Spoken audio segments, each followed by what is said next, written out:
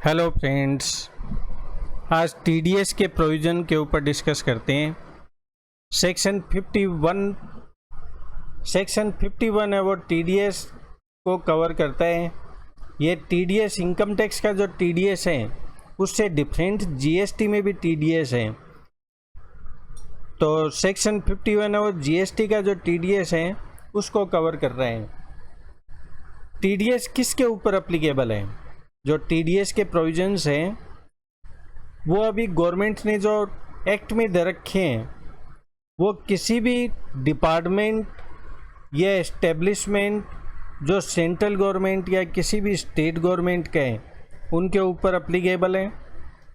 इसके अलावा local authority है उस पर अप्लीकेबल है, गवर्नमेंट एजेंसीज है उनके ऊपर अप्लीकेबल है। इसके अलावा गवर्नमेंट ने अपने पास एक ऑप्शन ओपन रखा हुआ है कि वो जब चाहें नोटिफिकेशन के द्वारा किसी भी कैटेगरी ऑफ पर्सन्स या किसी कैटेगरी को इस प्रोविज़न के अंतर्गत उसको इंक्लूड किया जा सकता है। तो एक गवर्नमेंट के पास ये ऑप्शन ओपन है, कभी भी इसको वो अप्लाई करके किसी भी कैटेगरी ऑफ पर्सन्स को इसमें इंक्लूड कर सकता है। तो इस सेक्शन में दो पार्ट होते हैं, एक डिडक्टर होता है, एक डिडक्टी होता है। जो पेमेंट करता है वो डिडक्टर होगा और जिसका पेमेंट कटेगा वो डिडक्टी होगा। तो ये कहाँ अप्लीकेबल होगा? इसकी फाइनेंशियल लिमिट क्या है कि अगर कॉन्ट्रैक्ट की वैल्यू जो कॉन्ट्रैक्ट हुआ है डिडक्टर और डिडक्टी के बीच में उसकी वैल्यू 2.5 लाख या उससे ऊपर है, एक्सीड्स 2.5 लाख। इसके अंदर बहुत चीज़ें शामिल हैं, गुड्स एंड सर्विसेज दोनों कैटेगरीज के अंदर इंक्लूडेड है। तो उसमें कॉन्ट्रैक्ट वैल्यू मोर देन या एक्सीड्स 2.5 लाख है तो ये टीडीएस के रूल्स इसके ऊपर अप्लीकेबल होंगे। उससे कम अमाउंट के ऊपर अगर किसी कॉन्ट्रैक्ट की वैल्यू 2.5 लाख से उससे कम है तो फिर ये टीडीएस के रूल उसके ऊपर अप्लीकेबल नहीं होगा। जो टीडीएस है वो 1% के रेट से डिडक्ट होगा। जो 2.5 की जो इसके अंदर जो लिमिट है उस लिमिट के अंदर नेट अमाउंट ऑफ सर्विसेज और गुड्स है वो इंक्लूड करेंगे। इसके अंदर जैसे इनवॉइस है, टैक्स इनवॉइस इशू करते हैं तो उसमें टैक्स अमाउंट को छोड़कर उसका टोटल अमाउंट है वो कंसिडर किया जाएगा। सेंट्रल गवर्नमेंट या स्टेट गवर्नमेंट का कोई भी टैक्स इसके अंदर इंक्लूडेड नहीं है। तो ये इसकी फाइनेंशियल लिमिट हुई। तो जैसे ही वो उसका पेमेंट करेगा, जो डिडक्टर है वो डिडक्टी को पेमेंट करेगा तो पेमेंट में से वो 1% अमाउंट डिडक्ट कर लेगा। सपोज 3 लाख रुपए का अगर उनका कॉन्ट्रैक्ट वैल्यू है, 18% उसके ऊपर टैक्स अमाउंट है तो 3,54,000 रुपये उसके ऊपर टोटल जो बिलिंग हुई।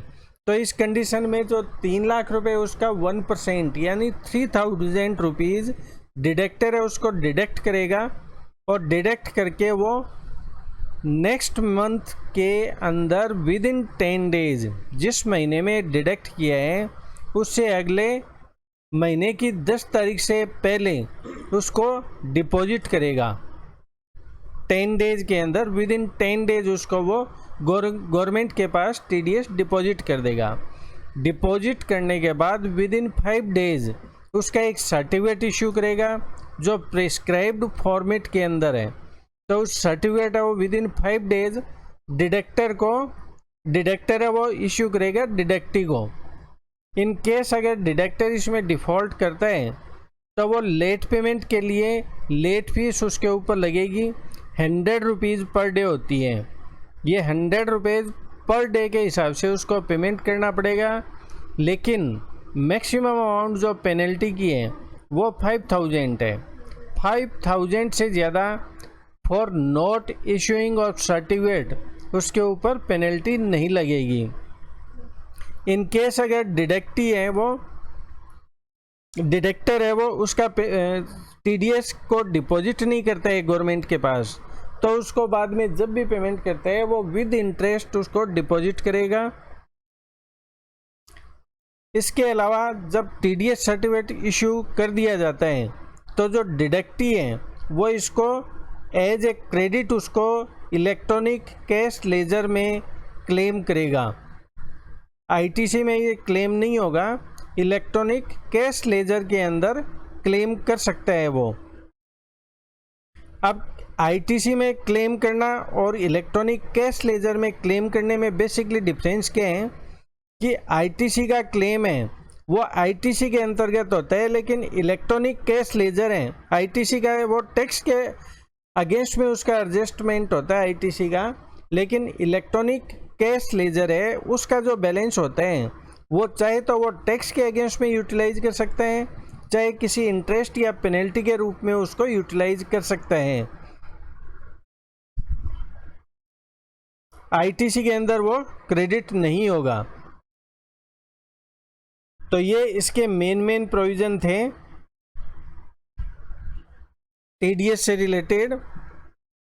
जो कैटेगरी इसके अंदर इंक्लूडेड है, किस अमाउंट के ऊपर वो अप्लीकेबल है, 2.5 लाख रुपए तक की अगर बिलिंग है तो उसके ऊपर कोई टीडीएस के प्रोविजन अप्लीकेबल नहीं है। 2.5 लाख रुपए से ऊपर अगर कॉन्ट्रैक्ट की वैल्यू है तो ये अप्लीकेबल होंगे।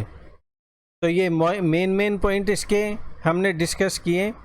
तो इससे रिलेटेड अगर कोई भी क्वेरी होती है आप कमेंट्स में डालिए।